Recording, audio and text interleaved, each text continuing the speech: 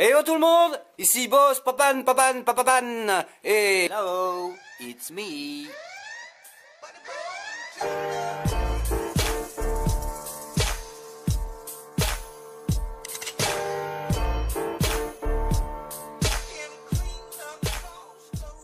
Hey, alors vous avez perdu des abonnés? Non, vous êtes sérieux? Vous avez perdu des abonnés?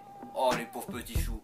Donc si vous êtes ici, c'est que vous voulez savoir pourquoi vous avez perdu des abonnés peut-être.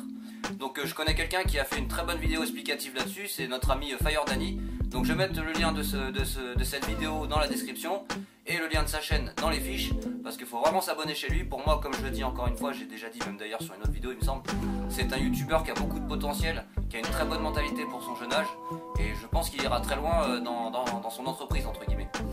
Donc voilà, bon courage à toi Fire Danny en passant si tu me regardes, bonne chance aussi pour la suite, et bonnes vacances pour tes 3 semaines ou je sais pas combien de temps tu pars.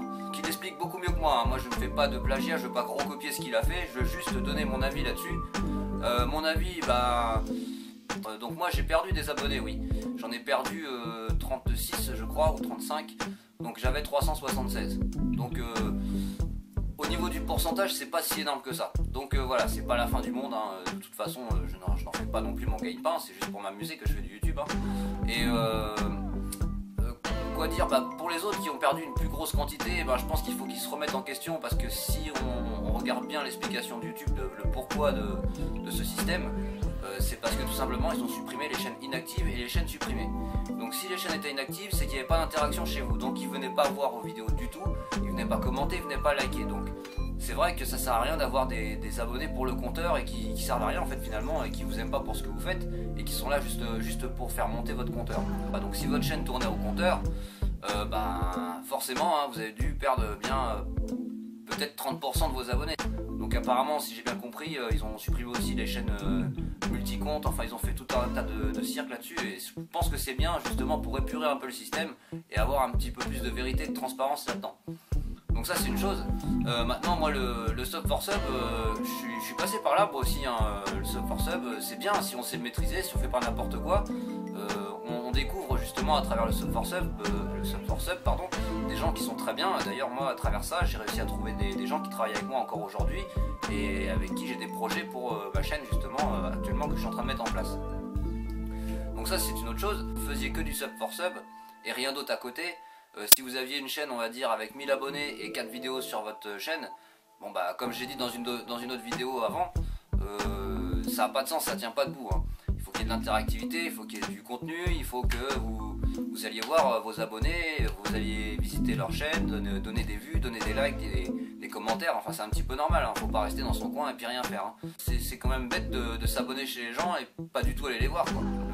Enfin moi, voilà. Donc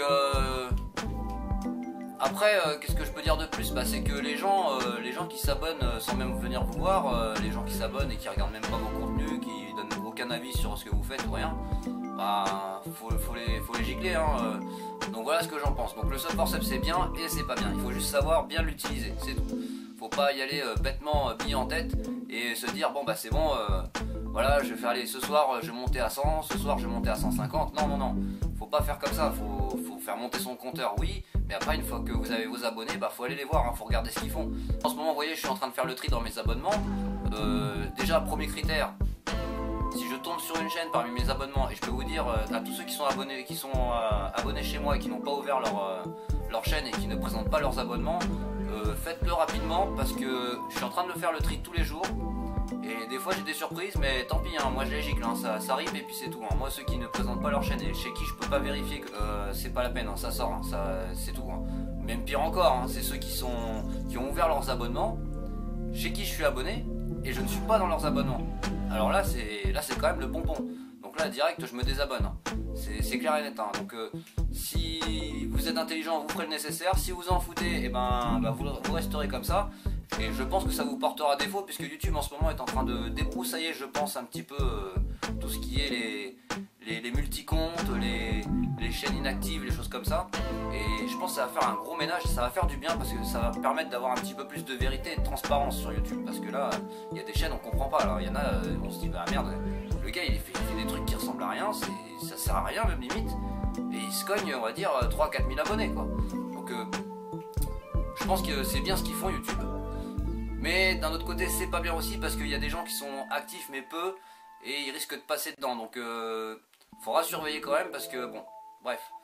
Donc voilà en gros ce que je pouvais en penser, ce que je pouvais vous en dire. Donc pour ceux qui ont perdu beaucoup d'abonnés, bah, ne désespérez pas, hein, c'est pas la fin de la vie. Faut pas non plus s'arrêter là, vous allez vous relever rapidement. Et puis je pense que si vous faites du bon contenu, de toute façon les abonnés vous allez les gagner naturellement sans passer par le sub for sub de manière permanente et continue jusqu'à temps d'atteindre vos objectifs de chiffres en gros, hein, et sans même penser à faire du contenu pour vos chaînes. Et sans même penser à les commenter chez les autres, et sans même penser à liker, et sans même penser à partager ou à essayer de créer des échanges avec les autres. Donc c'est aussi un peu comme ça qu'on gagne des abonnés, hein.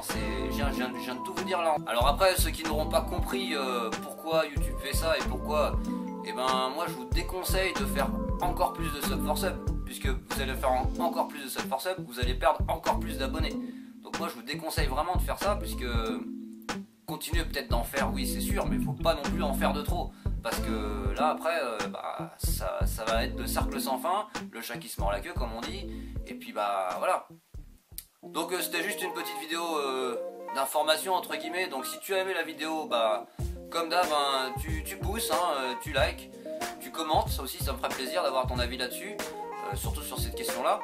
Et puis bah en passant, bah abonne-toi à ma chaîne, hein, c'est je sais pas, normal, non? Et puis si tu t'abonnes pas, ben tu sais quoi?